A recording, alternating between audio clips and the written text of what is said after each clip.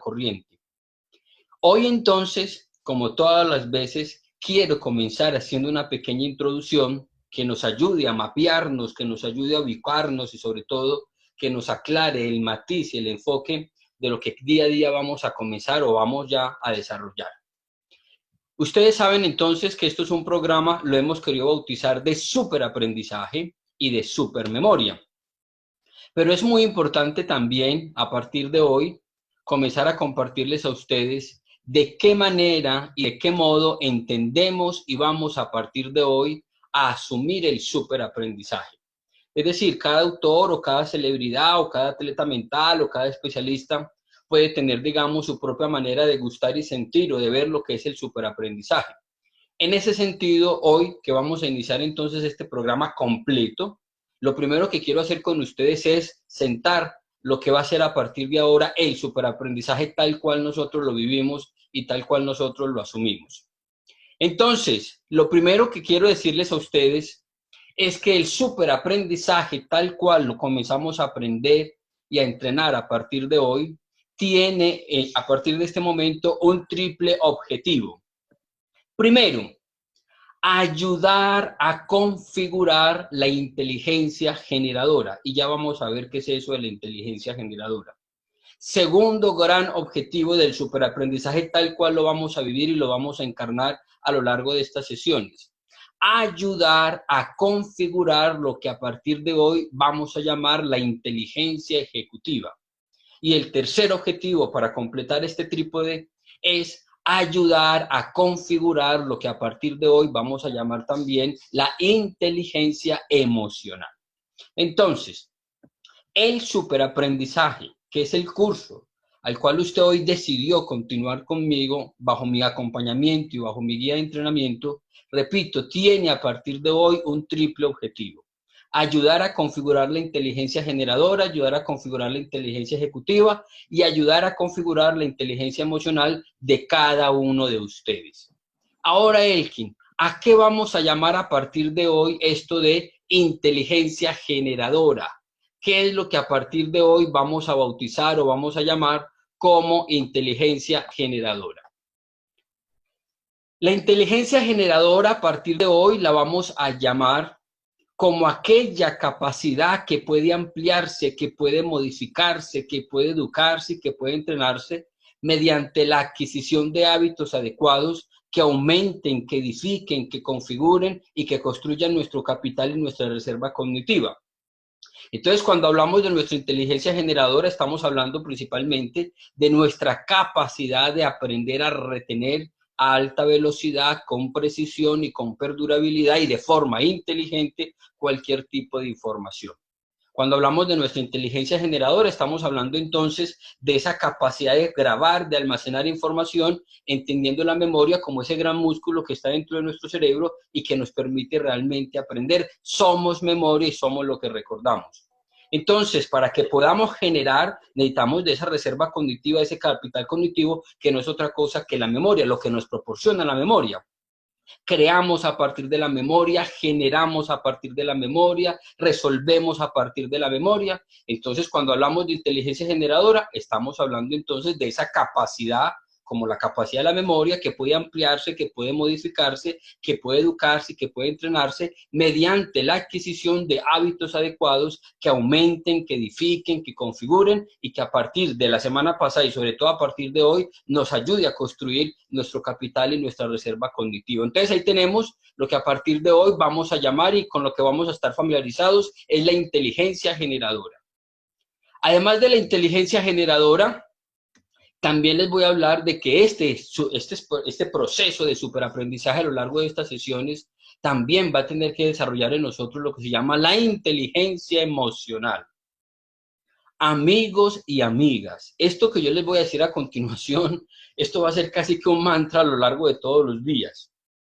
Son las emociones la regla general de nuestra vida.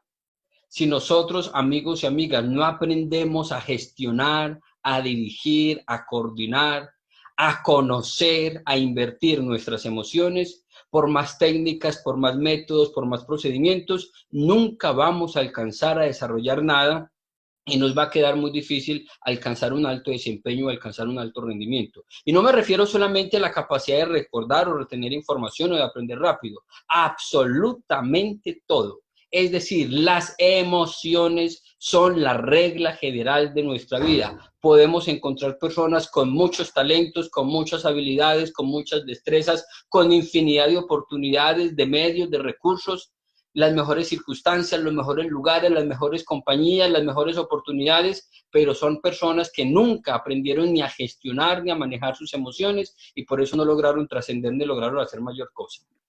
Entonces, cuando hablamos de inteligencia emocional, estamos hablando de aquella capacidad que ponemos en práctica cuando aprendemos a movilizar los sentimientos. Cuando hablamos de la inteligencia emocional, estamos hablando de aquella capacidad que ponemos en práctica cuando aprendemos a movilizar las motivaciones, cuando aprendemos a gestionar las emociones necesarias en el momento de enfrentarnos con los retos, con los riesgos, con las metas, con los proyectos, con las relaciones y con los problemas prácticos de nuestra existencia.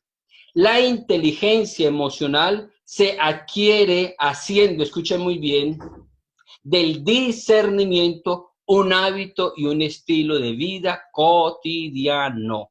O sea que a partir de hoy, como la que a nosotros más nos interesa no es tener clara la definición, sino aprender a ampliar, aumentar esa capacidad, es decir, esa inteligencia, va a haber un término que a partir de hoy se hace necesario, se hace perentorio, se hace urgente, que quede anclado, que quede fijado, que quede cuñado en la mente y en la conciencia de ustedes, es la palabra del discernimiento. Es decir, logramos aumentar y logramos crecer en el manejo de nuestra inteligencia emocional en la medida en que a partir de hoy nos volvamos expertos, maestros en el arte del discernimiento, o sea que eso va a ser algo que más adelante vamos a ir ampliando para efectos de ser y sobre todo de tener mucha inteligencia emocional. Y la tercera inteligencia que nos vamos también a enfocar y sobre todo que valoro tremendamente importante es la inteligencia ejecutiva. Entonces, cuando hablamos de superaprendizaje, nos estamos refiriendo a la inteligencia generadora, a la inteligencia emocional y a la inteligencia ejecutiva, para darme a entender de una manera mucho más eficaz, más rápida. Podemos en la práctica encontrar personas que teóricamente son muy inteligentes, en teoría. ¿Por qué razón? Porque tienen diplomados, porque tienen maestrías, porque tienen especializaciones, porque tienen una cantidad de estudios o de especializaciones encima, a nivel teórico. Pero en la práctica encontramos que son personas que deciden, que se comportan o que están dedicados a actuar de forma estúpida, de forma tonta. Entonces, es sino uno ver, y discúlpenme la expresión, políticos que uno dice, hombre, pues esta persona teóricamente puede decir uno que es inteligente, teóricamente, por la formación que tiene, pero en la práctica hace cosas totalmente estúpidas. Y de eso están llenos los países, de políticos que en teoría son muy inteligentes, pero en la práctica hacen cosas estúpidas.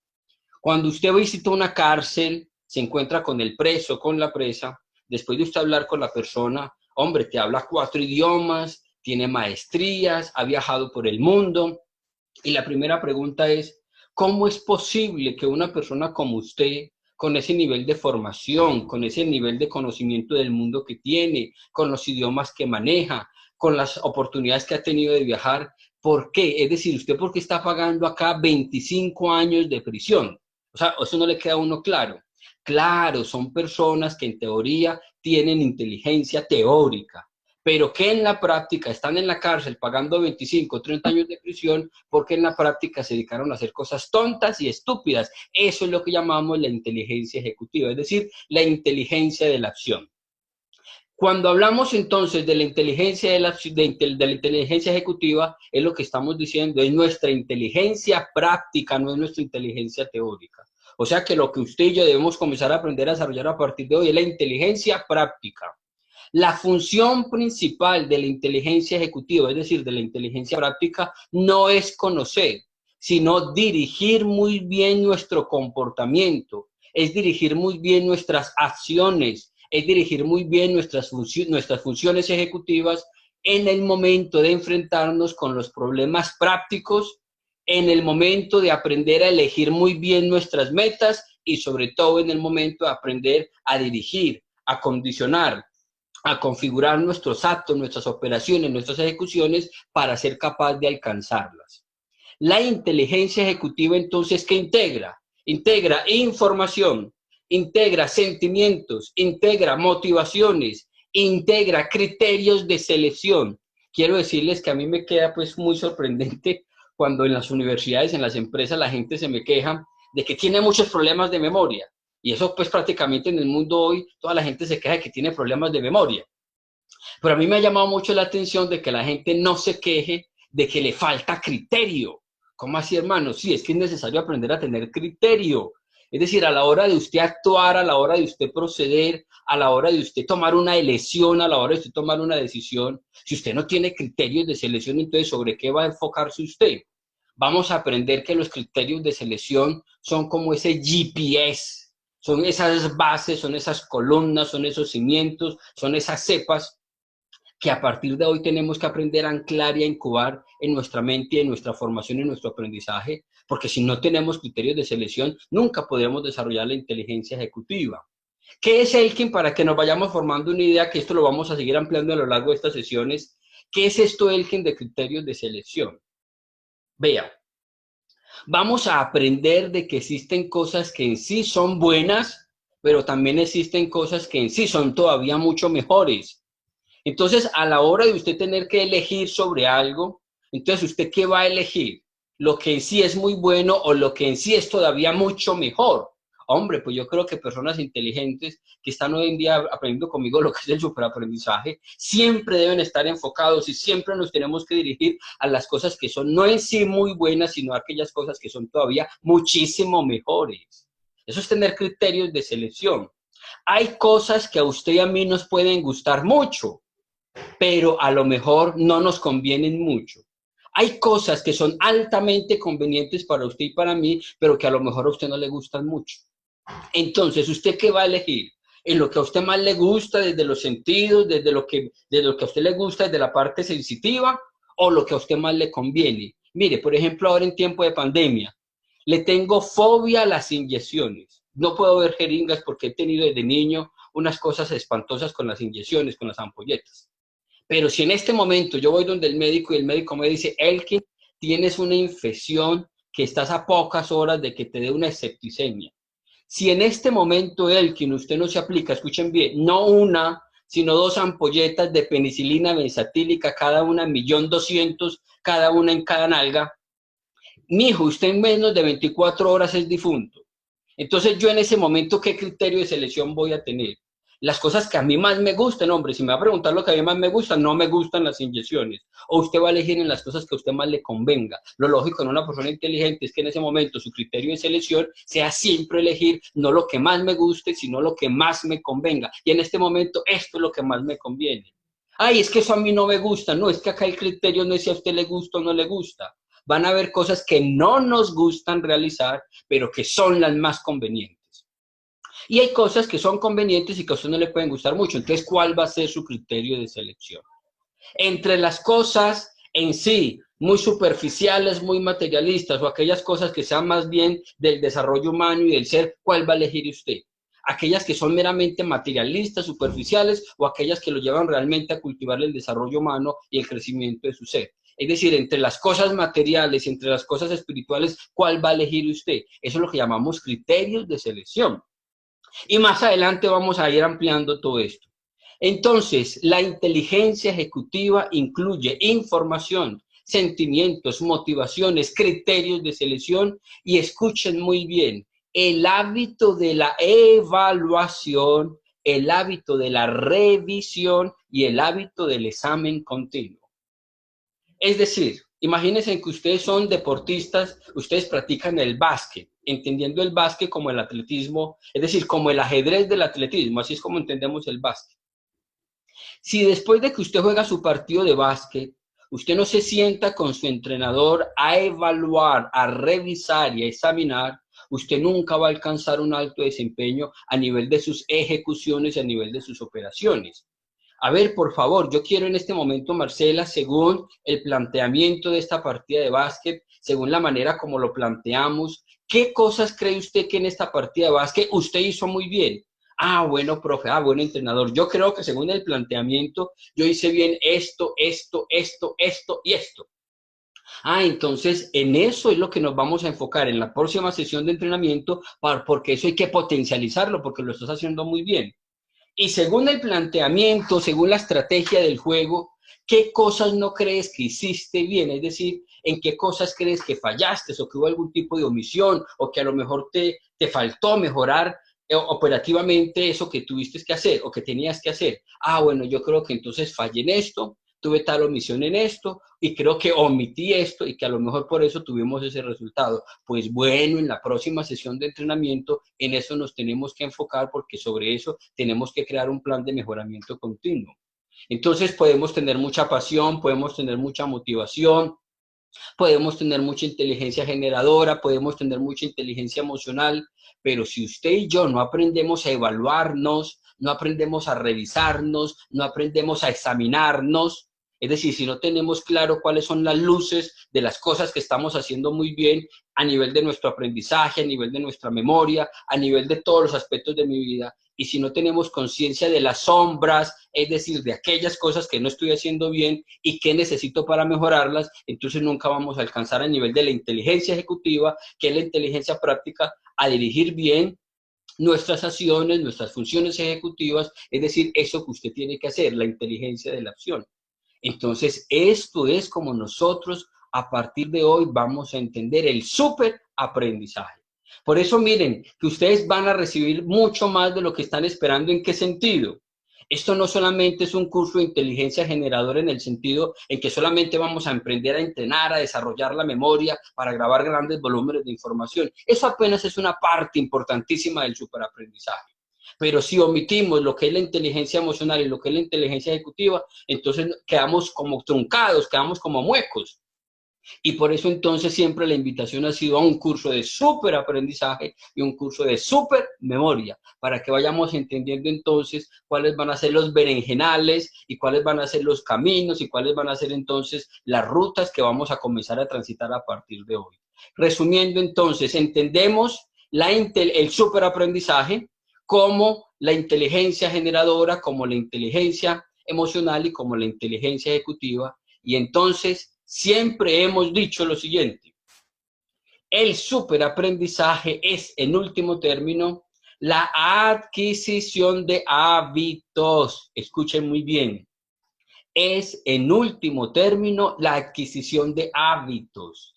Es decir, podemos mejorar las capacidades generadoras, podemos mejorar las capacidades emocionales, podemos mejorar las capacidades ejecutivas de una persona si conseguimos que cada uno de ustedes adquiera el hábito de producir excelentes prácticas en la vida corriente.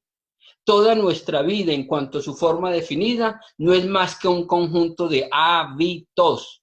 Los hábitos son, pues, como lo hemos dicho, esquemas mentales estables aprendidos por repetición de actos que facilitan y automatizan las operaciones tanto mentales, tanto cognitivas, tanto afectivas, tanto ejecutivas como motoras.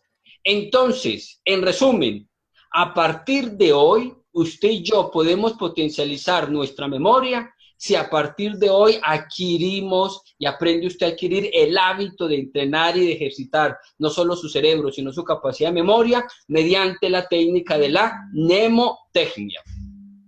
2. A partir de hoy, usted y yo podemos aprender a potencializar nuestra inteligencia emocional si usted y yo a partir de hoy adquirimos el hábito del discernimiento y hacemos del discernimiento un estilo de vida cotidiano. Y 3, a partir de hoy, usted y yo podemos aprender a potencializar nuestra inteligencia ejecutiva si adquirimos el hábito del examen, el hábito de la evaluación y el hábito de la revisión continua como todo un estilo de vida. O sea, mis amigos, que es sobre todo en esos 3 ramales donde a partir de hoy vamos a entender y vamos a asumir lo que llamamos nosotros el súper aprendizaje. Después entonces de esta introducción que considero muy pertinente, que considero muy válida, entonces ahora sí, Elkin, vamos a ver entonces cómo comenzamos desde ya mismo a desarrollar esta inteligencia generadora. Es decir, vamos a comenzar por la capacidad de la memoria. Somos lo que recordamos, somos producto de nuestra memoria. Estos hábitos, Elkin, de entrenar el cerebro, de entrenar la memoria, esto es nuevo, esto es inventado por usted. No, yo no he inventado absolutamente nada. Ojalá hubiese tenido la capacidad de haber inventado esto. No, mi capacidad generadora no me alcanza hasta allá todavía. Entonces, Elkin, ¿esto viene de a dónde?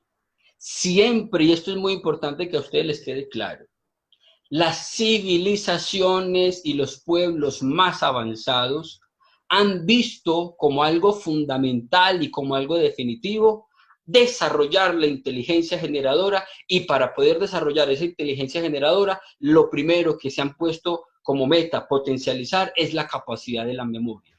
Entonces, esto que yo les comparto a ustedes desde la semana pasada no es un invento de Elkin Hernández, no, ojalá hubiera sido un invento mío, pero no es así. Quiero decirles de que esto se ha venido desarrollando desde que el hombre es hombre, porque siempre hemos tenido esa necesidad. Y entonces la gente más brillante, las mentes más brillantes y célebres que ha tenido la humanidad, siempre han aprendido a movilizar y a desarrollar una memoria inteligente. Entonces, como se dice en latín, nihil noves sub sole, no hay nada nuevo bajo el sol, es decir, que acá estemos descubriendo el agua tibia, no, esto ya estaba desde hace mucho tiempo en las culturas y en los pueblos más avanzados. Ahora vamos a ver entonces por qué apenas llega a nosotros. Quiero entonces comenzar diciéndoles que en la prehistoria sabemos que comienza a haber historia en la humanidad cuando aparece por primera vez la escritura. Es cuando comienza a ver la posibilidad de poder plasmar por escrito a través de un lápiz o a través de un papel, cuando comienza a haber historia en la humanidad. Todo ese periodo anterior a la escritura es lo que se llama la prehistoria, es decir, antes de la prehistoria. Entonces, en la prehistoria, antes de la escritura, se tuvo que desarrollar forzosamente mucho la capacidad de la memoria, porque no tenían otra manera de consignar, de fijar por escrito la información. Entonces, todo tenía que estar forzosamente en la memoria. Poemas épicos como la Ilíada, como la Odisea, se dicen que se crearon, esa inteligencia generadora las produjo en una época donde todavía no había ni papel ni lápiz, y la manera de preservarse, conservarse en el tiempo fue a través de la tradición oral, es decir, a través del cultivo de una memoria inteligente. Entonces, en la prehistoria, al no tener la escritura, ni el papel, ni el lápiz, tuvieron por obligación que desarrollar muchísimo la memoria, todos los conocimientos sobre la astronomía, sobre la observación de los astros, sobre todos sus conocimientos de agricultura, por ejemplo, todos sus conocimientos de parentela familiar, es decir, yo vengo de quién, este viene de quién, todo tenía que estar por obligación en la memoria. Comienza entonces a aparecer la historia en la humanidad cuando comienza por primera vez a existir la escritura. Y entonces tenemos las civilizaciones primitivas que son China e India. Por eso dicen que China es el dragón dormido, porque es que los chinos y los indios se dicen son los primeros de estar poblando este planeta Tierra, es decir, son los más viejos, son los papás de los pollitos. Lo que pasa es que era un dragón dormido. Entonces, ¿qué pasó en las civilizaciones primitivas de China, de la India, y todavía en civilizaciones un poco más avanzadas como la civilización de Asiria y los egipcios? Pues quiero decir que en las civilizaciones primitivas, pero sobre todo en las que fueron un poquito más avanzadas como los asirios y los egipcios, también se le dio un gran protagonismo a la capacidad de la memoria. Hasta que no encontremos otra cosa distinta, se dice que el famoso código de Hammurabi o Hammurabi, como algunos pronuncian, es hasta el momento como el escrito más antiguo que se ha podido encontrar en la humanidad, y que es el famoso código de Hammurabi o de Hammurabi. Como lo ven ustedes en la proyección, son unas lajas de piedra donde los ciudadanos asirios consignaron por escrito en unas lajas de piedra todos sus deberes como ciudadanos asirios, y en otras lajas de piedra todos sus derechos. Y cuando la gente va y pues les comienzan a explicar la traducción, pues fíjense en que ya en el primer escrito del hombre, es decir, que data de ser el más antiguo, esto puede cambiar hasta que encuentren otro y que corrobore que es más antiguo que esto. Uno de los deberes de los ciudadanos asirios era saberse todo este código de memoria. Y cuando se leen los derechos de los ciudadanos asirios, también tienen como derecho saberse todos estos códigos de memoria. Es decir, ya en el primer tratadito escrito que data, según los historiadores, y que dicen es el más antiguo de la humanidad, ya tanto en los deberes de los ciudadanos asirios estaba saberse este código de memoria y tanto en los derechos estaba también saberse este código de memoria. Entonces mire cómo las civilizaciones primitivas y aún las que fueron un poquito más avanzadas como los egipcios y los asirios le daban importancia a la memoria. Luego venimos entonces, después de pasar de las civilizaciones primitivas, las civilizaciones un poco más avanzadas, venimos a lo que históricamente se llama son las civilizaciones clásicas. Entonces, cuando hablamos de las civilizaciones clásicas, pues el quien estamos hablando nada más y nada menos que de Grecia. Estamos hablando entonces de qué pasó en Grecia y de qué manera se desarrolló la memoria y la capacidad, es decir, la inteligencia generadora en Grecia. Quiero decirle que si ustedes consultan por Google la sola palabra mnemotecnia, se van a encontrar que se conoce o se reconoce a Simónides como el padre de la mnemotecnia. Simónides, según los historiadores, era un gran sabio griego y fue el primero en comenzar a crear el primer tratadito sobre mnemotecnia. Por eso se conoce como el padre de la mnemotecnia, es decir, ya fueron las civilizaciones clásicas, concretamente en Grecia y en Roma, donde le dieron forma con nombre exclusivo al método de la mnemotecnia tal cual lo conocemos hoy. Y el primero de ellos en meterse en estos berenjenales se llamó Simónides y por eso es conocido como el padre de la mnemotecnia. Ustedes saben que los griegos tenían el famoso aerópago, y que el aerópago era pues como el centro del saber de la época donde iban los grandes sabios. Y para ir al aerópago usted tenía que aprenderse el discurso de memoria, y eran discursos de más de 4, 5, 6 horas de duración. En esa época no se permitía que la persona fuera y leyera pues el discurso de memoria, lo leyera porque eso se considera una falta de respeto. Pues si usted se va a parar el aerópago a leer, es señal de que usted eso no lo domina. Entonces ni se presente. Ellos se paraban en el aerópago a hablar de los temas más trascendentales de la época porque todo lo tenían en la memoria. Entonces Simónides, se dice también, fue el primero en comenzar, vuelvo y repito, a crear como estas metodologías o estas herramientas que a los sabios griegos les permitiera ir al aerópago a dar sus grandes discursos de memoria, pero grabada de forma inteligente, no como hoy que nos sentamos a repetir como tontos 3x3, 9, 3x3, 9, 3x3, 9. Usted se imagina a un Platón, a un Aristóteles, a un Sócrates, a un Demóstenes, a un Simónides, repitiendo como tonto y como estúpido. Hombre, pues yo creo que la inteligencia generadora a ellos les alcanzó para mucho más que sentarse en una piedra a repetir como tontos. Entonces, tenemos que en Grecia a Simónides se le reconoce como el padre de la mnemotecnia. Y aparecen entonces personalidades como Demóstenes, que dicen los historiadores era tartamudo, y que se iba a la orillita del mar y se metía piedras en la boca y a base de esa capacidad, de esa valentía, de esa tenacidad, logró vencer poco a poco la tartamudez. Y entonces Demóstenes es conocido como el más grande orador que ha tenido la historia de la humanidad. Y pongo en este contexto a Demóstenes para que ustedes consulten en internet un discurso famoso que él pronunció llamado el Procorona. Y en el epílogo, es decir, en la parte final del discurso, agradece a Simónides porque revela que gracias a las técnicas y a los procedimientos aprendidos de Simónides, logró aprenderse ese discurso de memoria, llamado el Procorona. Y también pongo en relación, o pongo como relevante Demóstenes, porque ustedes saben que él en algún momento fue opositor de Filipo de Macedonia, el papá de Alejandro Magno. Y entonces cuando uno estudia retórica o cuando uno se mete en el arte de la oratoria, en el arte de la persuasión, hay sobre todo celebridades que a todo el mundo, esté usted en Colombia o en cualquier parte del mundo, donde usted esté, casi que son autores o son personalidades obligadas. Demóstenes, como un sabio griego, que le echó una tandanada a Filipo de Macedonia, que lo dejó realmente aplanchado, y entonces ese discurso famosísimo que le echó Demóstenes a Filipo de Macedonia se conoce como las famosas filípicas. Y por eso cuando usted está en una controversia o cuando usted está en un debate, y pues el otro usted lo deja sin palabras, le dicen de una manera fina, elegante, no hermano, es que después de semejantes filípicas usted no tiene ni cómo contestar.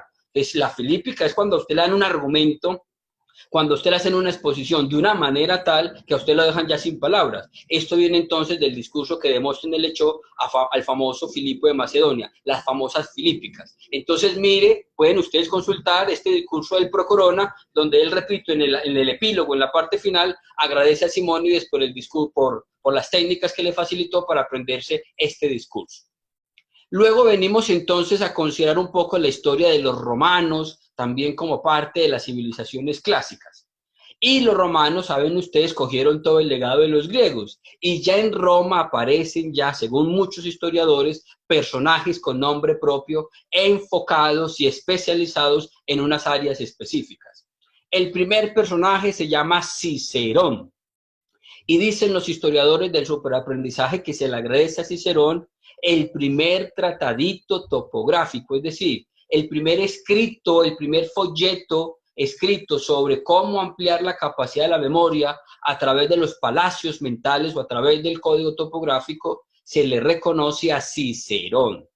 Y entonces, así como Demóstenes le echó su tandanada a Filipo de Macedonia, y desde entonces se conoce así como las famosas filípicas, pues también Cicerón en la época romana ya no quiso aguantarse más al sinvergüenza del Catilina.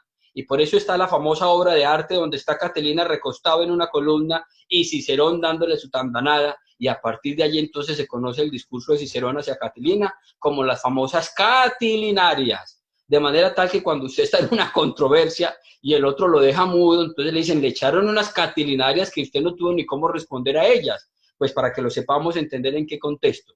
Pues se dice que Cicerón escribió el primer tratado topográfico, es decir, el primer folleto de cómo ampliar la capacidad de la memoria a través de los palacios mentales.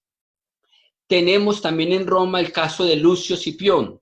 Los historiadores del método y historiadores pues generales dicen que este fue un tipo que desarrolló el método de la mnemotecnia y el superaprendizaje y que desde entonces lo enfocó para aprender los nombres de los ciudadanos romanos y que el hombre salía por las calles de Roma pues cuando eso era todavía una aldea y que pues alcanzaba a distinguir a muchos de los ciudadanos romanos por su nombre, es decir, que desarrolló y que enfocó el método sobre todo para recordar fisionomías y aprenderse en grandes, pues muchos nombres de personas. Ese es el caso de Lucio Cipión. También tenemos en Roma el caso de Ciro. Ustedes saben, según la historia, que no ha existido un ejército más grande en el mundo que el ejército de Ciro, en la época pues donde el Imperio Romano era el Imperio Romano. Se dice que era tan grande el Imperio Romano que en su solo ejército se alcanzaban a hablar cerca de 47 dialectos distintos. Es decir, el ejército de Roma regado por el mundo conocido hasta entonces era tan diverso y tan grande y estaba en tantas partes del mundo conocido pues occidental europeo, que entonces alcanzaban a hablar más de 47 dialectos distintos. Y los historiadores del superaprendizaje y los historiadores del mundo en general reconocen en Ciro no solamente a un gran general del Imperio Romano, sino a una persona que tenía una memoria portentosa a la hora de recordar idiomas y a la hora de recordar lenguas extranjeras. Y dicen, pues yo no creo que se haya aprendido más de 47 dialectos, pero que el tipo pues para los idiomas era una fiera.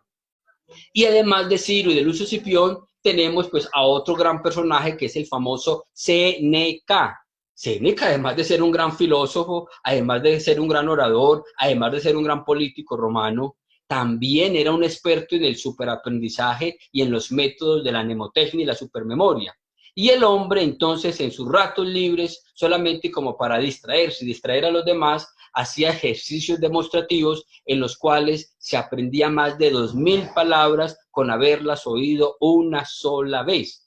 Entonces nosotros terminamos la sesión del viernes aprendiendo una listica de 20 palabras. Pues Séneca no se aprendía 20, se aprendía 2000 palabras con haberlas oído una sola vez ya en la época de los romanos para ver si esto es nuevo o qué.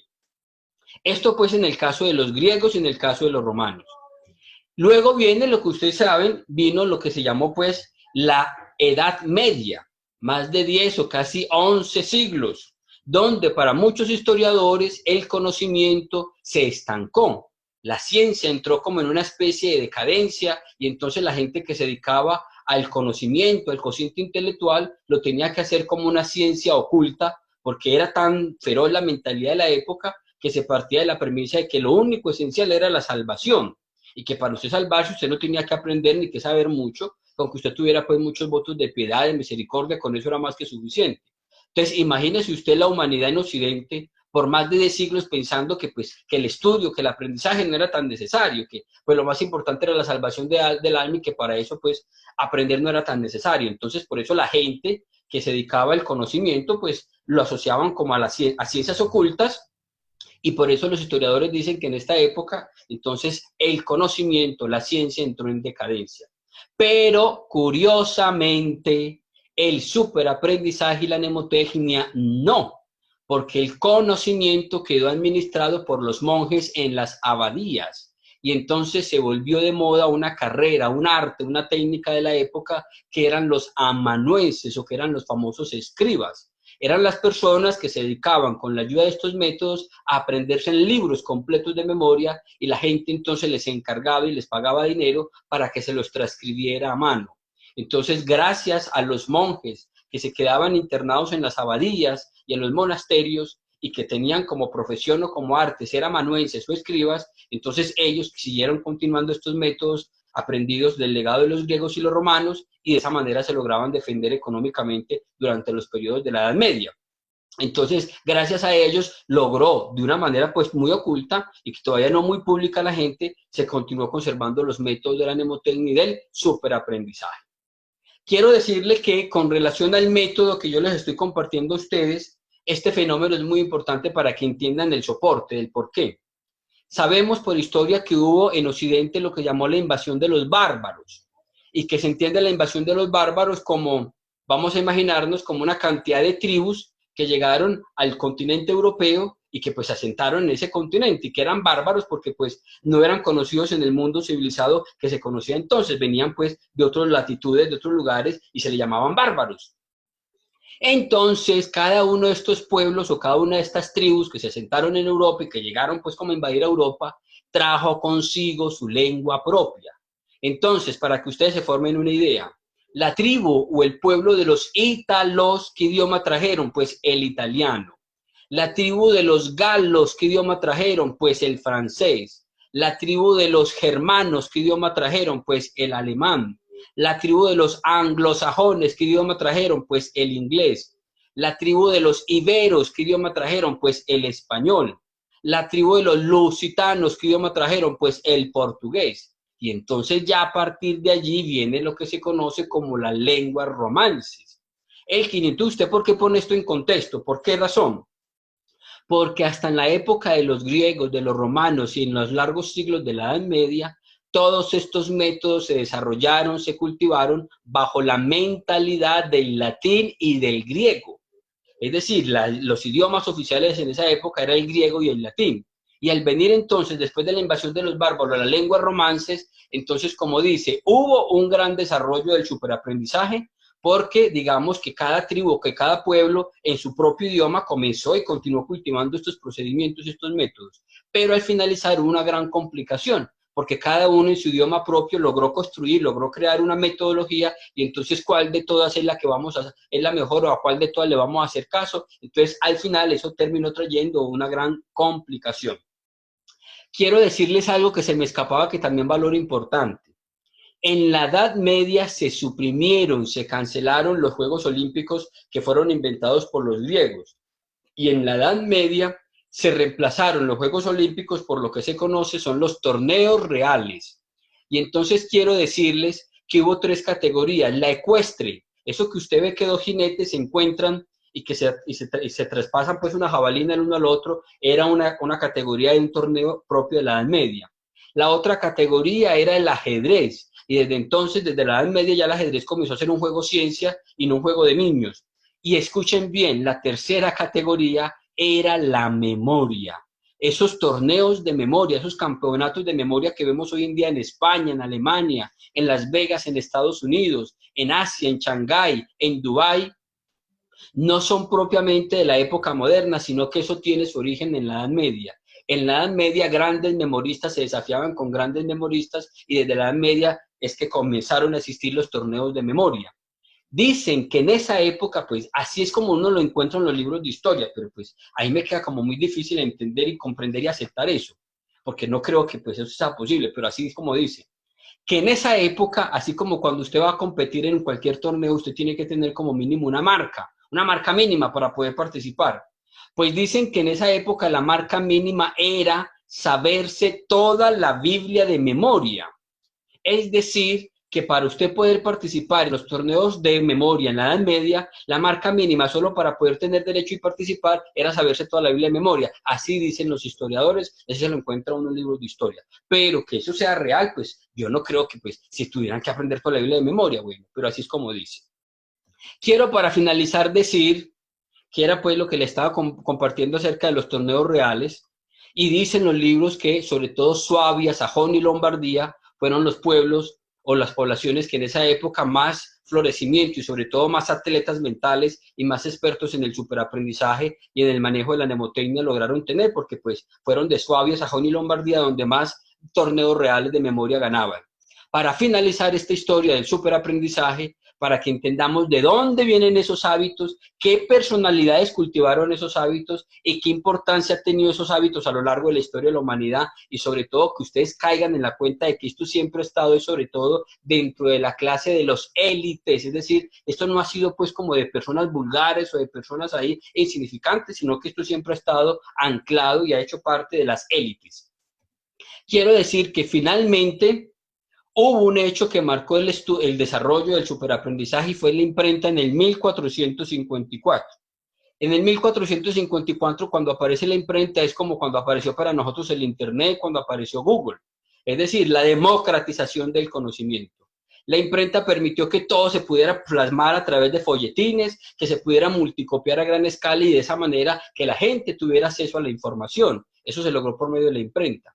Entonces la imprenta trajo un gran desarrollo porque permitió que la gente de manera masiva se enterara y que se escribieran folletos y tratados sobre el superaprendizaje y sobre la mnemotecnia, y de esa manera la gente se enterara.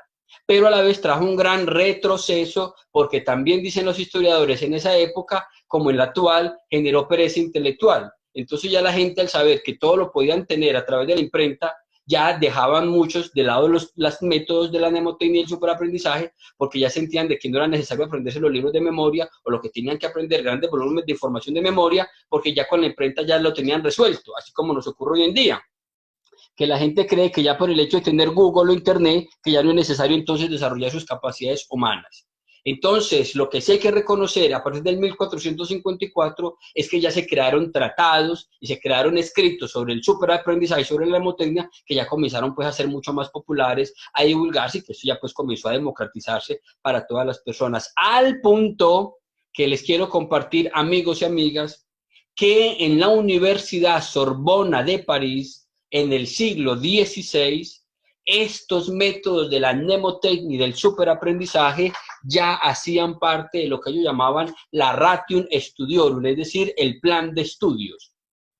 Y no se concebía un estudiante de la Universidad Sorbona de París en el siglo XVI que no hubiera sido entrenado en dos campos, en dos disciplinas. La primera, la retórica, y la segunda, en la mnemotecnia. Era una materia obligatoria. Y me encontré, haciendo este rastreo histórico, que en la Universidad Sorbona de París, el libro que se utilizaba, para que lo busquen ustedes, era el libro de Cipriano Suárez llamado El arte de la retórica. Y la mitad del libro es dedicado al discurso de la retórica y la otra mitad a la técnica de la mnemotecnia, para que vean entonces cuál era el folletín y cuál era el libro que se aprendía en el siglo XVI en la Universidad Sorbona de París. Al punto de que allí, en la Universidad Sorbona de París, fue entrenado y fue educado en estos métodos nada más y nada menos que Matteo Ricci, un italiano, que años después fue enviado como misionero y como jesuita a la China, y que usó la mnemotecnia como una herramienta para seducir y para llamar la atención de los emperadores chinos y de los mandarines. Los mandarines en esa época tenían cada año que enfrentarse a unos exámenes donde se les evaluaba su capacidad de memoria, pero sobre todo el dominio del pensamiento de Confucio. Entonces, el segundo libro escrito por un europeo en ideogramas y pictogramas chinos fue el libro escrito por Matteo Ricci llamado El Palacio de la Memoria. El libro que escribió y que dedicó al emperador para que tanto el emperador como sus hijos, ya que pertenecían a la élite de los mandarines, pudieran a través de estos métodos sacar unas pruebas y sobre todo pues sobresalir en el resultado final del examen, porque eso les daba honor, eso les daba prestigio, eso les daba la posibilidad de ser parte de la élite de los mandarines. Y desde entonces comenzaron los chinos a usar la mnemotecnia y hoy en día son unas fieras. Esos campeonatos que hacemos acá en Las Vegas, en Estados Unidos y en Europa, no son nada en comparación a los torneos de memoria y superaprendizaje que hacen los chinos. Son unas fieras. Y la estatura les ayuda todavía, porque como son chiquitos, la sangre llega más rápido, entonces son más ágiles con la mente todavía. Y todo esto fue posible gracias a Matteo Ricci, que después de haber aprendido esto en la Universidad Sorbona de París, lo usó como una manera de poder inculturarse y poder meterse en la cultura de los chinos y poder ser hoy, como se conoce en la historia, el hombre que ayudó a unir la mentalidad de Oriente con la mentalidad de Occidente. Se reunió finalmente en el año 1982 en Bruselas los expertos del superaprendizaje y los autores de los métodos de la mnemotecnia, y dentro de estos miembros estuvo participando el jesuita Óscar Ramírez, mi maestro. Y desde el año 82 salió de Bruselas un método moderno, estandarizado, tal cual lo conocemos hoy en día y que es lo que yo les estoy compartiendo desde la semana pasada. Este método moderno estandarizado que se creó, que se originó o que se produjo en Bruselas en el año 1982 y que no fue la creación de uno solo, porque es que uno solo no crea la realidad siempre se construye entre dos o entre más. Eso es decir que yo lo inventé, eso es mentiras. Uno casi siempre, las ideas no son de uno, sino que antes de ser de uno, las ideas fueron de otras personas. Entonces esto es una creación colectiva y el método tal como está patentado y que más adelante les voy a compartir es Erigon Aimé Paris Ormasi. Y el método que se patentó desde el año, pues desde ese año se creó, lo patentaron mucho después.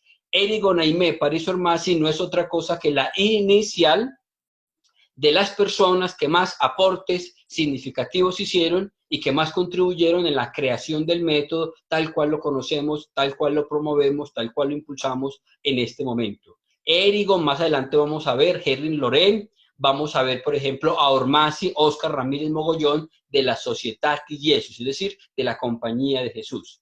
Esto lo he querido presentar en el día de hoy para que entonces nos quede claro, primero, qué es esto del superaprendizaje, y algo que para mí es muy definitivo en la tarde de hoy, entender de que todo esto es posible en la medida en que hagamos de esto un hábito y un estilo de vida cotidiano, y que se den cuenta de que esto siempre ha estado dentro de las sociedades, dentro de los pueblos, dentro de las personas más brillantes, más inteligentes, y que esto socialmente no se ve pues como de alguien o de algo pues insignificante, de poco valor, no, esto siempre ha estado dentro de la élite, de tal manera que ustedes también siéntanse hoy en día muy afortunados, porque desafortunadamente en América Latina esto es desconocido, pero que ustedes hoy se han dado la oportunidad de comenzar a conocer esto, que es tan antiguo pues como el hombre, podríamos decirlo, pero que para nosotros es completamente nuevo. Y quiero finalizar esto diciéndoles esto. Elkin, ¿esto cómo es posible que no se conozca en Colombia y en América Latina? Eso sí es algo inconcebible. Para que ustedes sepan, Colombia, por ejemplo, apenas lleva 200 años de haberse constituido como república. Es decir, 200 años de habernos independizado de la corona española. Hasta apenas en el año 50 las mujeres no tenían ni siquiera derecho a voto. Las mujeres en la década de los 50 no tenían ni siquiera derecho a ser titulares de ninguna propiedad ni a recibir ningún tipo de herencia. La comunidad afro, es decir, los negros, toda la vida, pues durante la conquista y después de la conquista, han sido esclavos tanto en Colombia como en América Latina, y no se diga la comunidad de los indígenas, que al menos en Colombia, a partir de la Constitución de 1991, es que vinieron a tener medianamente un reconocimiento político en el país, hasta hace apenas 29 años. Entonces nosotros somos sociedades que no somos todavía pueblos desarrollados, sino que somos sociedades en proceso de construcción. Y todavía estamos en una etapa de pre-kinder, donde las cosas más fundamentales no las hemos aprendido todavía a desarrollar. Es decir, no hemos tenido como sociedad, ni como comunidad, ni como pueblo humano, el espacio ni el tiempo para diseñar un sistema educativo de alto rendimiento. Y punto número 2. Cuando llegaron los españoles y los conquistadores a América, ellos inmediatamente entraron en el debate de si nosotros teníamos alma o si nosotros no teníamos alma, porque nos veían menos que un animalito. Y también que se generó en ellos el debate de si nosotros, pobres indios como nos llamaban, éramos sujetos y objetos de recibir una educación de calidad como la que habían recibido ellos en calidad de europeos. Y yo me he encontrado y tengo en mis manos cartas que he sacado de las grandes bibliotecas de misioneros que mandaban a Roma y que le consultaban al Papa y a sus superiores de sus comunidades religiosas, y precisamente le ponían el debate de que habían misioneros que les estaban enseñando técnicas de mnemotecnia y métodos del superaprendizaje y que le estaban impartiendo una educación de la calidad europea, y que habían otros misioneros que se oponían a eso porque se creían superiores en calidad de europeos a nosotros, y en ese sentido tenían una gran oposición a que a nosotros se nos impartieran estos métodos del superaprendizaje, y se le mandaban cartas al Papa y a los superiores de sus comunidades religiosas, unos defendiendo a favor y otros exponiendo sus razones en contra. Es decir, que desde entonces tenemos una educación desigual, inequitativa, muy excluyente, y por eso entonces estos métodos del superaprendizaje han sido como de personas muy exclusivas, muy escogidas, y no ha sido algo realmente democratizado para todos. Esa es la verdadera razón, y por eso yo hoy me siento muy feliz, hoy me siento muy contento, y los quiero y las quiero felicitar a cada uno de ustedes por darse esta oportunidad, porque realmente ampliar los horizontes, es ampliar realmente las miradas, es tener una visión mucho más amplia, mucho más global, y entender de que para mí, en parte, a esto también podemos justificar parte de nuestra pobreza y de nuestra miseria como país. América Latina aporta el 1% de los científicos del mundo, y países como Colombia aportamos el 1% de América Latina, es decir, que nosotros los colombianos aportamos el 1% del 1% de los científicos al mundo. Eso sí es un real y verdadero Producto Interno Bruto, y eso que nos creemos tan avispados y nos creemos tan listos. Pero esa es la realidad de nuestra educación.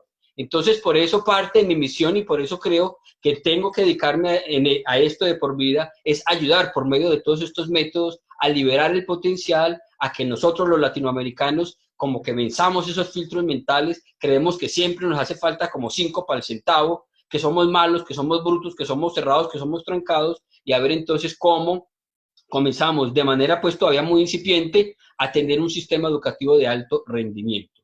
Es así como he querido iniciar este programa de superaprendizaje, de supermemoria, de manera mucho más definitivo, dándoles a ustedes un rastreo por la historia para que ustedes entendieran que esto no es nuevo, nihil nove sub sole, que nosotros no lo conocemos porque hemos sido negriados, hemos sido excluidos de los grandes métodos del superaprendizaje, pero que en las universidades más prestigiosas y en los países más avanzados y en las culturas y las mentes más brillantes siempre han tenido esto como hábito y como un estilo de vida cotidiano, que es lo que yo quiero a partir de hoy, que ustedes sobre todo tengan ese grado de conciencia y que comiencen ya con mucha más decisión y con mucha más determinación a movilizar esto también para ser también ustedes personas inteligentes con una visión mucho más universal del mundo y de la realidad.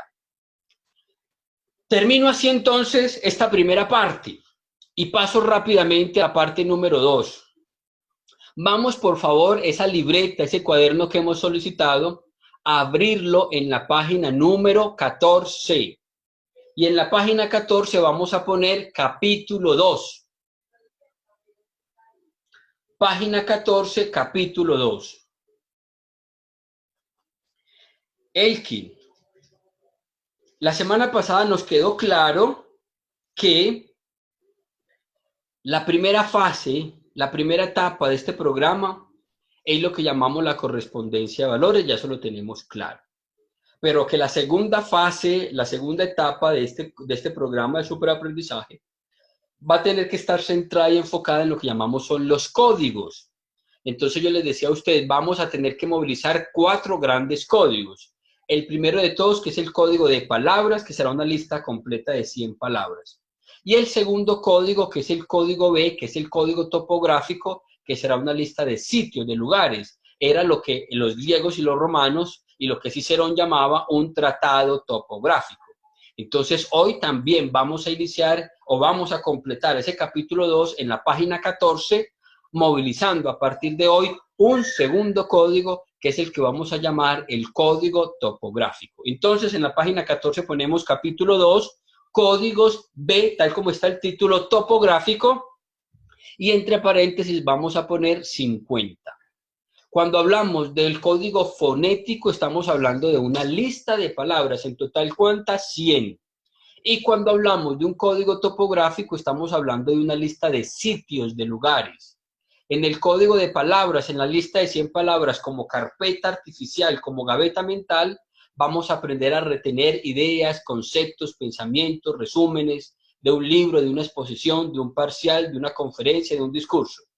Y en este código que iniciamos a partir de hoy, que llamamos código topográfico, vamos a aprender a grabar, a almacenar, a retener datos numéricos, fórmulas matemáticas, nombres de personas, como en el caso de Lucio Cipión, y todo lo que tenga que ver con la memoria espacial, con la memoria locativa. Es decir, tengo que aprenderme un trayecto, tengo que aprenderme un recorrido, cómo aprenderme ese GPS que necesito tener en mi mente a la hora de transitar por una avenida, por una calle, por un edificio, por un lugar. Cuando salgo de excursión, cómo aprenderme ese recorrido, ese trayecto, esa ruta. Pues ahí se aprende uno a movilizar el código topográfico. Como su nombre lo indica, topo, sitio, lugar, estamos hablando de sitios, de lugares. Cuando hablamos de código fonético, estamos hablando de una lista de palabras. Entonces, en este momento estamos hablando de una lista de sitios y de lugares. Entonces, vamos a poner en la primera columna los sitios que van a ir de 1 a 10 y dejamos la columna del frente libre para en la clase de mañana poner los sitios que van de 11 a 20. Recuerde que en total van a ser 50 sitios. Los 20 primeros sitios que vamos a aprender hoy, entre hoy y mañana, van a ser sitios comunes para ustedes y para mí. Caigan en la cuenta de que acá tengo alumnos que lo están tomando en este momento desde España, como el señor Fede Bo. Ahí está Víctor, está Cristian desde Perú, está también otra persona desde México, etcétera, etcétera. Y los demás somos de Colombia. En ese sentido, los 20 primeros van a ser comunes para todos. Y ya a partir de 21 hasta 50, entonces los que somos colombianos vamos a tener un código propio de la ciudad donde cada uno de ustedes viva. Y los que sean extranjeros también van a aprender a construir 30 sitios que van a ir desde 21 hasta 50 de esa ciudad o de esa locación donde cada uno de ustedes viva, pero ya se los explicaré en un momento dado. Para que nos entendamos, estos 20 primeros y estos 10 que les voy a compartir hoy van a ser comunes para ustedes y para mí. Entonces, sitio número 1. Vamos a aprender una lista de lugares. Yo les voy a mencionar el sitio, pero hombre, usted me va a captar la idea de lo que yo quiero representar o lo que yo quiero significar. Ya la palabra misma puede cambiar. Por ejemplo, a partir de hoy, el primer sitio topográfico, el primer palacio mental de este segundo código que usted va a aprender, lo vamos a llamar sitio número 1, Almacén Carulla. En Colombia es muy común esta tienda de supermercados de nombre Carulla. Ah, pero es que yo estoy en Perú y en Perú no existe Carulla. Bueno, entonces usted reemplaza el nombre de Carulla por una tienda que ya sea muy común. Ah, que en España no existe Carulla. Bueno, pues usted va a reemplazar este Carulla por el nombre de una tienda que en España sea conocido. Ah, que en México no existe Carulla. Bueno, pues ponga usted ahí una tienda que sea conocida en México. 1 Carulla. Vamos a salir de este supermercado, que para nosotros en Colombia va a ser Carulla, y vamos rápidamente a pasar al sitio número 2. ¿Cuál va a ser el sitio número 2? A partir de hoy, para usted y para mí, el sitio número 2 va a ser lo que llamamos una rampa inclinada, o cuando estamos en un supermercado, lo que se conoce como la rampa eléctrica. Esa rampa eléctrica por donde se sube o por donde se bajan con el carrito de las compras, o en la calle, cuando usted sale del edificio, cuando usted sale del supermercado, pues hay una rampa de cemento por donde suben y bajan los carros de las compras. 2, rampa eléctrica o de cemento. Sitio número 3. Vamos a partir de hoy a llamar al sitio número 3 parqueadero. Que es que acá se llama estacionamiento, que es que acá lo llamamos garaje, que es que acá lo llamamos aparcadero. Hombre, vea, como usted lo llame allá, la imagen es la misma. Un sitio para estacionar coches, vehículos. Los colombianos a esto le llamamos parqueadero, pero si a usted allá en su país le llaman estacionamiento, pues entonces ponga 3 estacionamientos. Si a usted lo llaman allá aparcadero, pues entonces ponga aparcadero. 3, estacionamiento, parqueadero o aparcadero, como usted lo quiera llamar. Sitio número 4, a partir de hoy, para usted y para mí, el sitio número 4 va a ser el jardín. 4, jardín. Todos vamos a ver, cuando me digan el sitio número 4, un jardín. Sitio número 5, a partir de hoy, para usted y para mí, el sitio número 5 lo vamos a llamar recepción. 5, recepción. Una recepción de un edificio, vamos a ver el conmutador, vamos a ver la recepcionista, la niña que atiende al público. 5, recepción. Sitio número 6, vamos a poner auditorio, o lo que llaman algunos sala múltiple, es decir, ese lugar de convenciones, ese centro de las grandes conferencias, de las grandes capacitaciones que hay pues en los hoteles o que hay en los grandes centros de convenciones. 6, auditorio o salón de eventos o salón de conferencias. 7, a partir de hoy, para usted y para mí, el sitio número 7 lo vamos a llamar piscina pequeña, es decir, la piscina para los niños, para los chiquitos. 8, a partir de hoy, el sitio número 8 lo vamos a llamar piscina grande. 8, piscina grande. Y a partir de hoy, el sitio número 9 lo vamos a llamar restaurante. 9, restaurante. Y el último, que va a ser el sitio número 10, lo vamos a llamar camerino. Entonces, 1, almacén Carulla. En este momento escoja usted un almacén, un supermercado, y póngale el número 1. Siempre que yo le hable el sitio número 1, usted va a ver un supermercado. 1, supermercado. Marque la puerta del supermercado con el número 1. Sitio número 2, imagínese usted subiendo, bajando por una rampa eléctrica o por una rampa de cemento. 2, rampa eléctrica o de cemento. Sitio número 3, imagínese llegando al parqueadero, al estacionamiento. 3, estacionamiento. Sitio número 4, ahora me imagino en el jardín, estoy viendo las flores del jardín, estoy viendo las rosas del jardín y marco el jardín con el número 4. Sitio número 5, ahora me veo, me imagino, me observo en la recepción. De tantas recepciones que yo conozco, de tantos lobbies que yo conozco, voy a seleccionar uno, el más imponente, el más elegante. 5, recepción. Sitio número 6, ahora me imagino en un salón de eventos, en un gran auditorio. 6, auditorio. 7, ahora me imagino en una piscina pequeña, en la piscina de los niños. 8, ahora paso a la piscina grande. Sitio número 9, ahora me imagino en el restaurante. Y sitio número 10, estoy en un camerino. Voy a hacer este ejercicio hacia atrás. 10, camerino. Estoy viendo, estoy observando el camerino. Marque el camerino con el número 10. 9, ahora estoy viendo el restaurante, la cafetería. 8, ahora paso a la piscina grande. 7, ahora estoy viendo, estoy observando la piscina pequeña. 6, ahora me imagino en el auditorio. 5, ahora estoy en la recepción. 4, ahora estamos en el jardín. 3, ahora estoy en el parqueadero. 2, ahora estamos en la rampa eléctrica o en la rampa de cemento. Y 1 en el supermercado. Por última vez, 1, supermercado. 2, rampa eléctrica o de cemento. 3, estacionamiento. 4, jardín. 5, recepción. 6, auditorio. 7, piscina pequeña. 8, piscina grande. 9, restaurante. Y 10, camerino. Haga el ejercicio conmigo hacia atrás. 10, camerino. Todos estamos viendo el camerino. 9, restaurante. Estamos sentados en la mesa del restaurante y vemos la mesa marcada con el número 9. 8, estamos en la piscina grande. Estoy ahí tirado bronceándome en la piscina grande. 7, piscina pequeña. 6, ahora me imagino en el auditorio. 5, estoy pues en la recepción. 4, ahora estamos en el jardín. 3, estoy entonces en el parqueadero o en el estacionamiento. 2, estamos en la rampa eléctrica. Y 1, estamos en Carulla, almacén o supermercado. Por última vez, 1, almacén o supermercado. 2, rampa eléctrica. 3, estacionamiento. 4, jardín. 5, recepción. 6, auditorio. 7, piscina pequeña. 8, piscina grande. 9, restaurante. Y 10, camerino.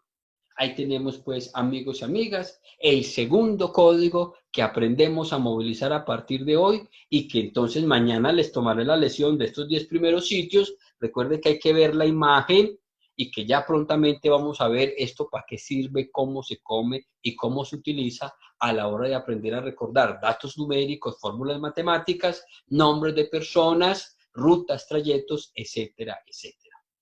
Pasamos, por favor, a la página número 9, donde usted y yo tenemos el código de palabras. Antes de pasar al código de palabras, ¿alguno de ustedes tiene alguna duda, alguna inquietud de esto que he explicado y que he compartido en relación al código topográfico?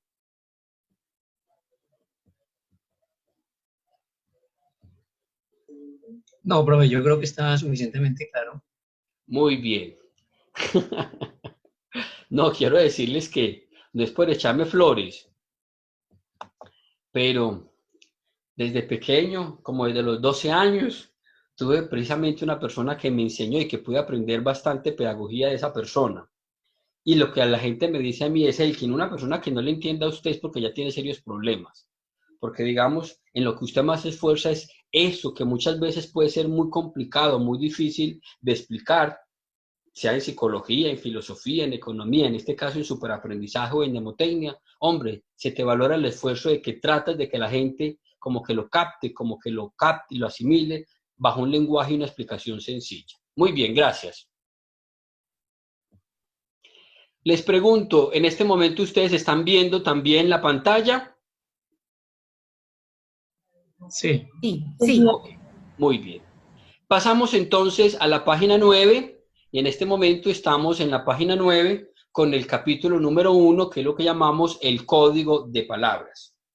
Retomando, son una lista de 100 palabras, sabemos que todas tienen la correspondencia de valores, que todas son de 2 sílabas, que todas son sustantivos concretos y que todas tienen valores primarios. Por favor, tenga la amabilidad. Marcela Zuluaga. Señor. Esta lista de palabras comenzando desde 0 es, adelante, 0, camisón de enfermo. Sayo. 1, culebra venenosa. Talla. 2, aguardiente chileno. Noyo. 3, vasija de barro. Moya. 4, fenómeno natural. Rayo. 5, el hongo, el champiñón. Noyo. 6, zapato deportivo. Guayo. 7, árbol zapotáceo. Cuyá. 8, flauta japonesa. Fuya. 9, mesón de cocina. Pollo.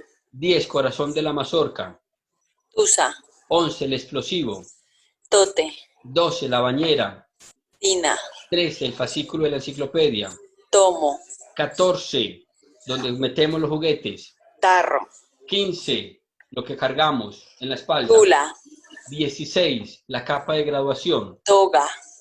17, el palo macizo de billar. Taco. 18, mal olor. Tufo. Y 19, Ay. Tapa. con P, tapa. Muy bien. Por favor, Marcela Betancourt. Un segundo, listo. Marcela, hacia atrás. 19, Tapa. 18, Tufo. 17, Taco. 16, Toga. 15, Tula. 14, Tarro. 13, Tomo. 12, 12 es Tina. muy bien. 11, Tote. 10, Tusa. 9, 9. Ay, se me fue pollo. el mesón. Pollo, sí. Pollo. 8, Fuya. 7, Cuyá. 6, Guayo. 5, Loyo. 4, Rayo. 3, Moya. 2 Noyo. y 1 Talla. y 0. Sayo. Perfecto. Por favor, Víctor Pachas desde Perú y el señor Fernando Acevedo desde Tuluá. Van los dos alternados. Comienza Víctor Pachas con 0 y le responde el señor Fernando Acevedo con 1. Comenzamos. Por favor, 0. Sayo. 1.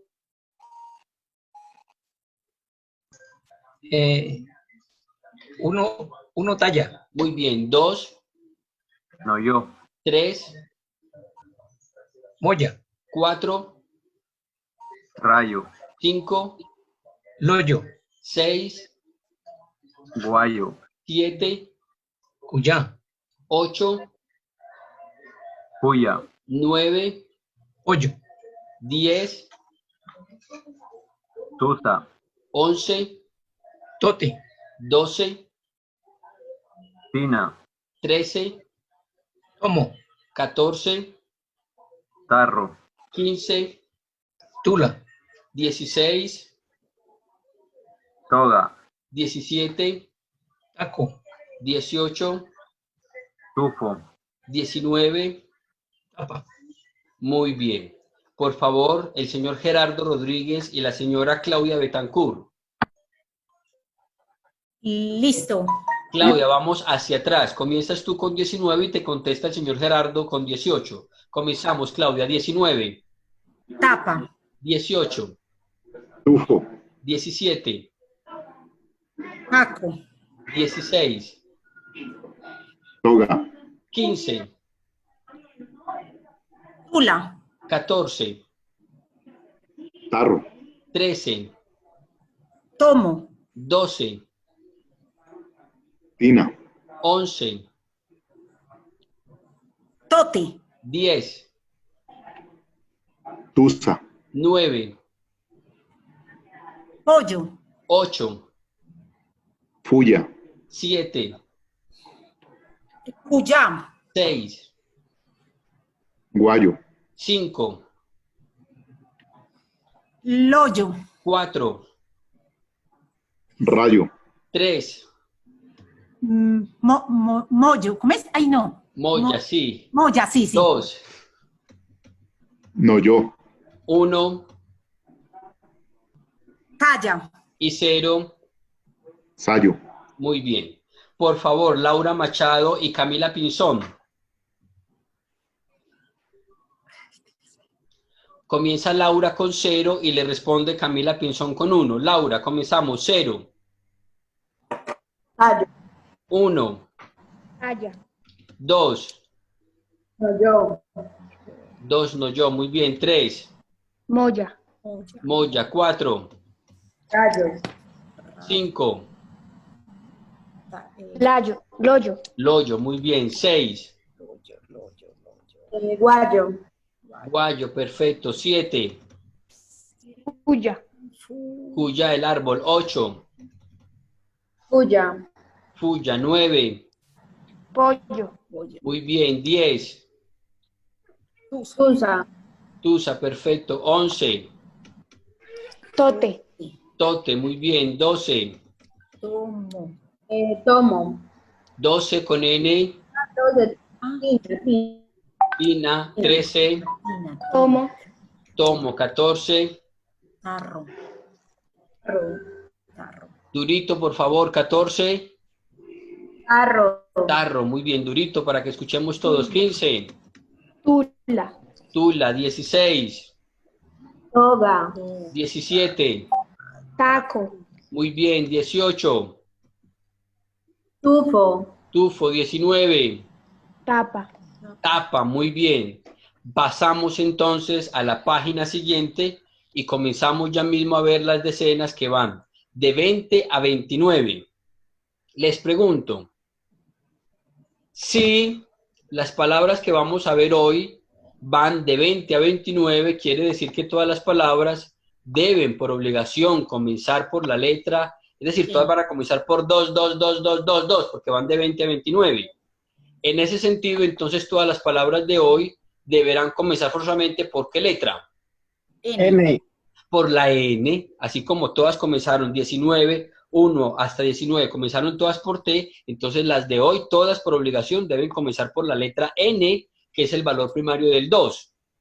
Entonces, comenzamos 20 en la columna que continúe. 20 debe tener en primer lugar una N, que es 2, y un 0, que es una S. 20, NS. ¿Qué palabra se les ocurre a ustedes puede ser una N con una S? Se le llama así a la jaula de pesca. Esta jaula que dejan durante toda la noche y durante la mañana para que queden atrapados allí peces, pulpos y que es la manera como trabajan pues los barcos mar adentro, es lo que se conoce con el nombre de una NASA. No entendemos la NASA como la unión de científicos que se reúnen a estudiar los lanzamientos siderales, sino que entendemos la NASA como la jaula de pesca. 20, NS, NASA. 21, debe tener entonces una N y una T. 2, que es una N, y 1, que es una T. A una N y a una T le meto 2A. ¿Qué palabra puede salir de una N con T metiéndole 2A? Nata. Nata. 21, nata. Ahí la tienen ustedes al frente, la crema de la leche.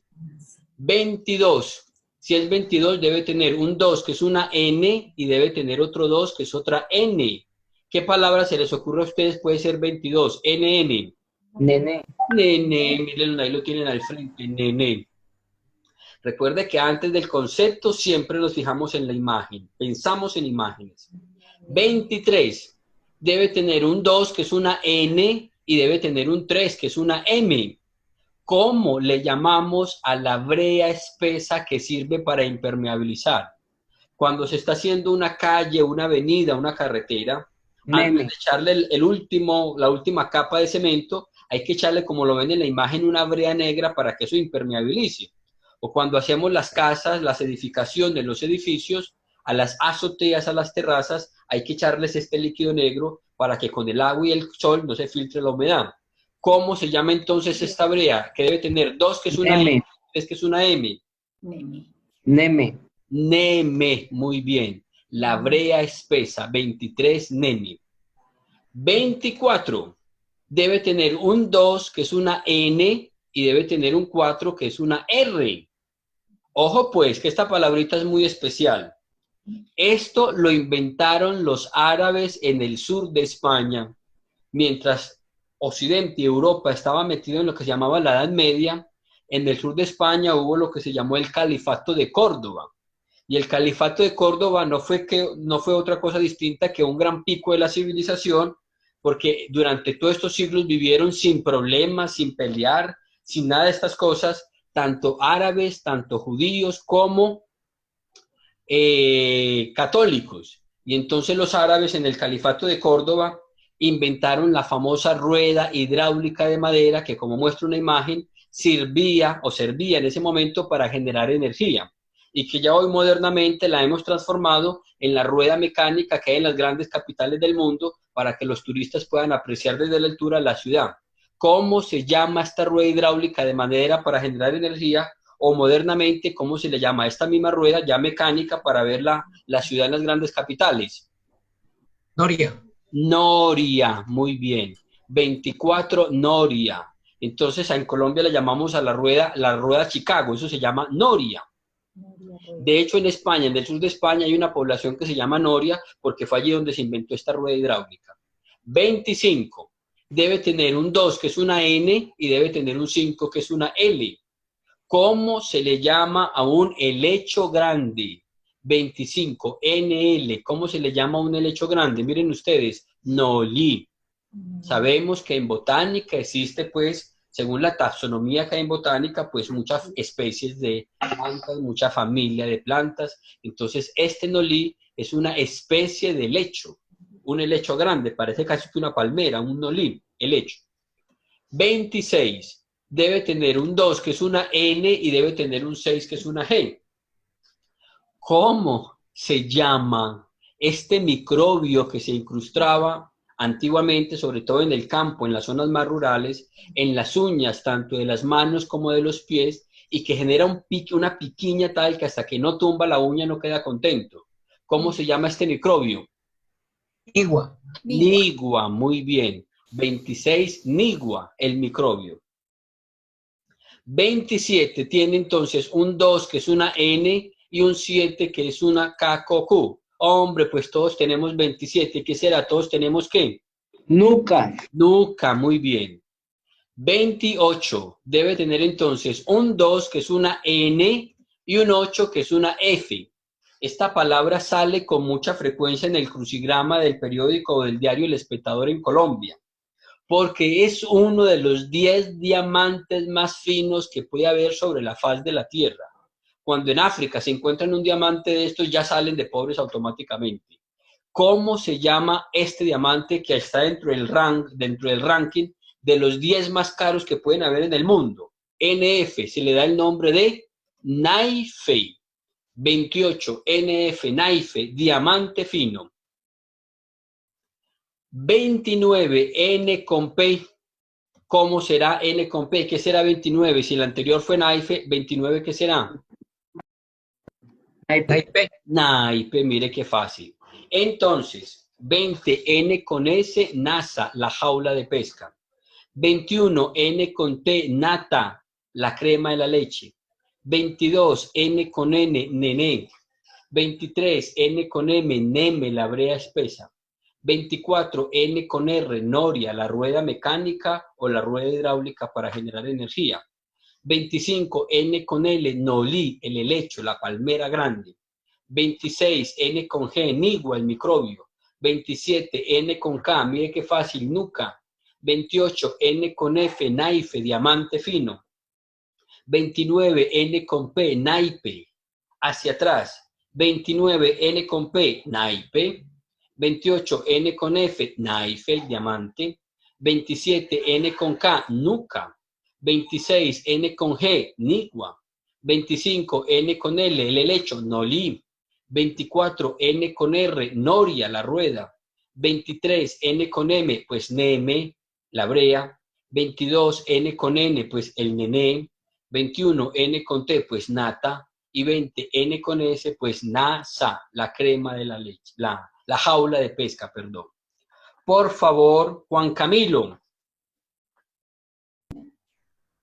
Señor. 20, N con S, la jaula de pesca. La NASA.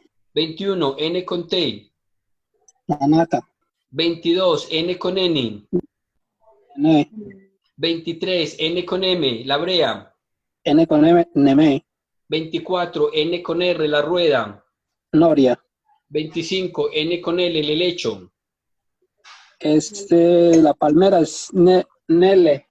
Nolí, nolí. Noli. 26, N con G, el microbio. El anigua. 27, N con K. N con K, nuca. Muy bien. 28, N con F. N con F, naife. Muy bien. Y 29, N con P. Naipe. Muy bien. Por favor, Miguel de Argentina.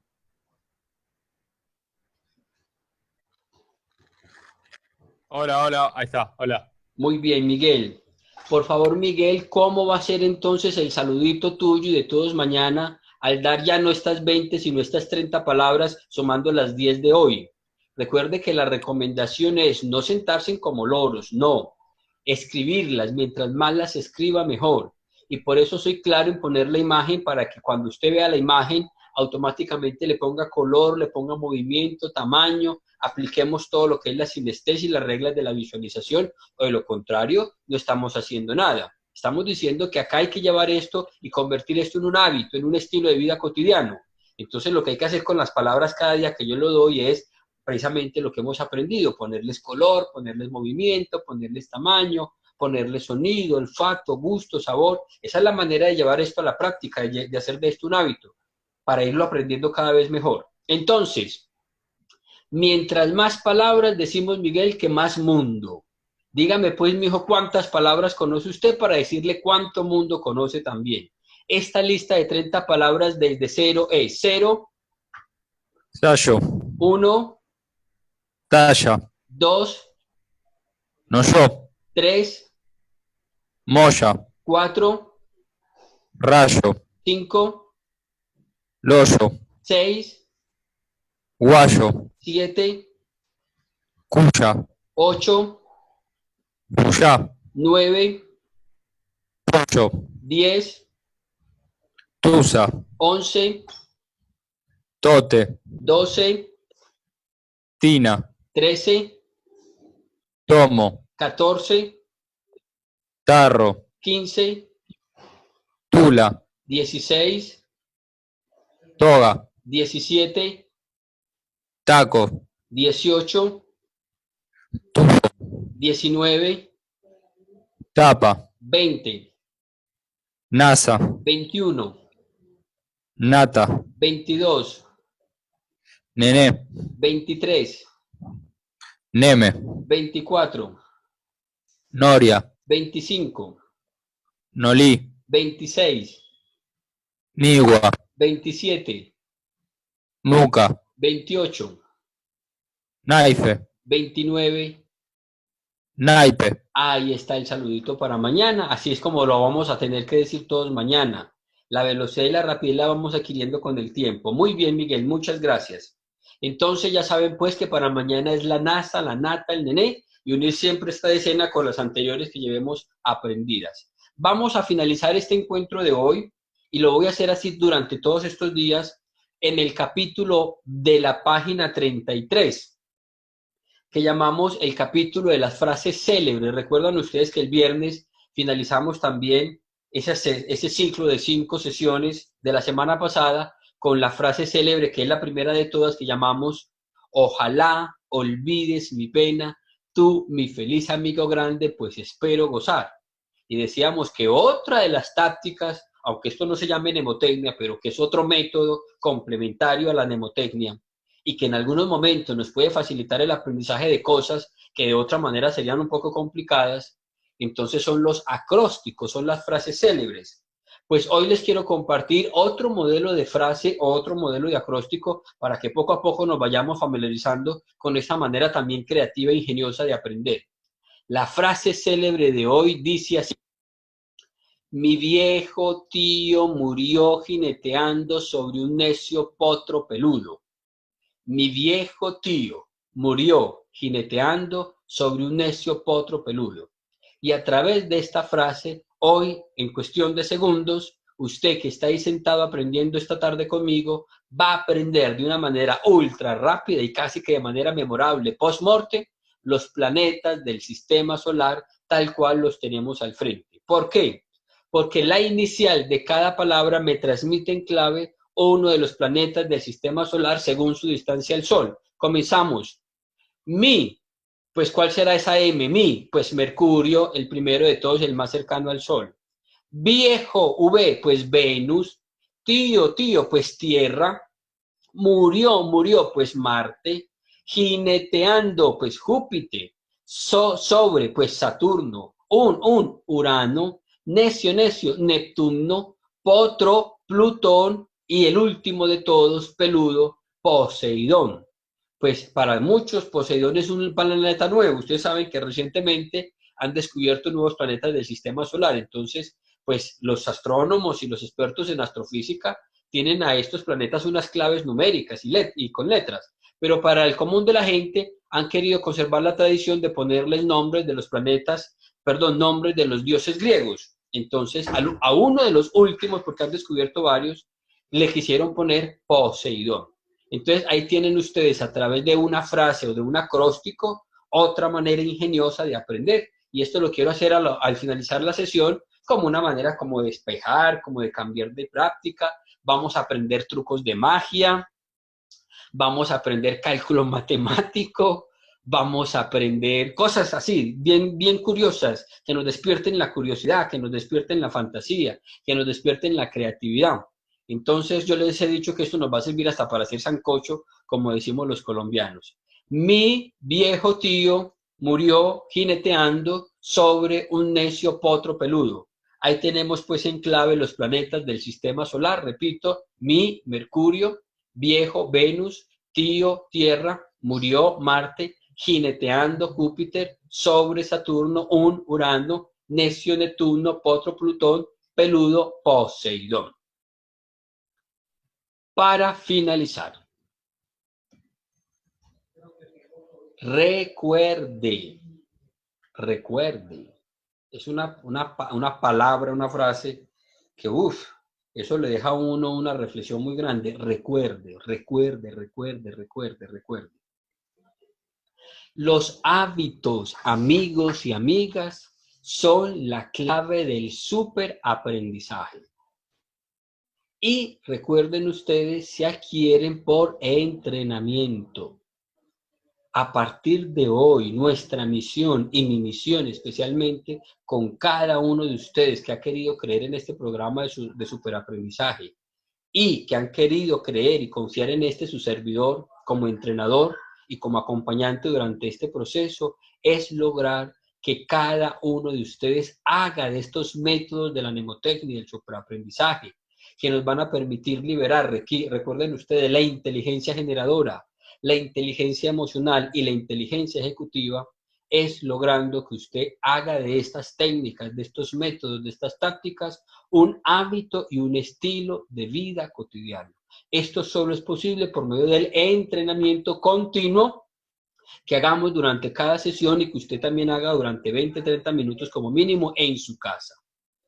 Imagínense, Aristóteles decía que los hábitos constituyen nuestro carácter y que nuestros hábitos representan nuestra segunda naturaleza. Y Aristóteles decía, existen hábitos que se pueden convertir en buenos cuando, digamos, con la práctica y con el entrenamiento, los transformamos casi que en grandes virtudes. Y hay hábitos que se pueden convertir en malos cuando estos hábitos se transmutan de tanto repetirlos en cuestiones simplemente temibles o peligrosas porque se convierten en vicios, es decir, ellos lo llamaban en esa época en pasiones desordenadas. Es decir, pues creo que queda claro cuando usted se convierte en una persona viciosa o se convierte pues dependiente de algo y que eso lo convierte ya en un hábito. Pero pues es algo más bien temible y peligroso, no algo altruista, no algo virtuoso, sino algo que usted hace de manera repetitiva, pero que le genera más bien un gran mal y un gran peligro. Entonces, espero que les haya quedado suficientemente claro de que no es solamente estudiar, hay una gran diferencia entre estudiar y aprender. Nosotros confundimos el estudio con el aprendizaje, es como si usted confundiera la dieta con la salud, es decir, una cosa es la dieta de adelgazamiento, otra cosa es la salud, son dos cosas muy distintas. Entonces, una cosa es estudiar, otra cosa es enseñar, otra cosa muy distinta es aprender. Y solamente adquirimos un gran superaprendizaje cuando, basándonos en el entrenamiento, adquirimos los hábitos adecuados y hacemos de esos hábitos un estilo de vida cotidiano.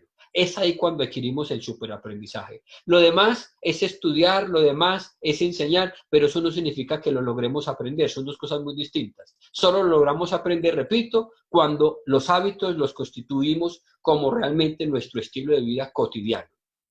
Entonces, la gran pregunta con la que quiero que usted se vaya hoy es, ¿cómo intentaré enfrentarme al compromiso, al reto y al esfuerzo de estos próximos días en la configuración de mis nuevos hábitos? En las próximas sesiones vamos a hablar de la motivación, vamos a hablar de la fuerza de voluntad, porque somos personas que por el hecho de ser latinos tenemos muy buena iniciativa, pero no tenemos buena terminativa, es decir, tenemos un arranque de potro con muchos bríos y a la semana ya estamos mareados y tenemos una parada de yegua. Entonces, cuando hablamos de la importancia de los hábitos, hay que hablar también acerca de las virtudes de la acción, es decir, la valentía, la constancia, la perseverancia, aprender a sostener a base de la valentía y a base de vencerse a sí mismo muchas prácticas, muchas rutinas, muchos esfuerzos que nos pueden costar y que muchas veces no van a ser fáciles, pero que yo lo hago y que yo me venzo a sí mismo porque sé que es lo más conveniente en este momento para despertar mis habilidades, para despertar mis capacidades humanas. Entonces, recuerden, ¿cómo intentaré enfrentarme al compromiso, al reto y al esfuerzo de estos próximos días en la configuración de mis nuevos hábitos? Ahí los dejo, mis amigos y mis amigas. Y recuerden, la tarea hoy es soñar con la NASA, con la nata, con la noria, con el naipe, que es el diamante fino, y no podemos dejar de lado el segundo código: 1 almacén o supermercado, 2 rampa eléctrica, 3 estacionamiento, 4 jardín, 5 recepción, 6 auditorio, 7 piscina pequeña, 8 piscina grande, 9 restaurante, 10 camerino, y mañana veremos entonces los sitios que van de 11 a 20. Entonces,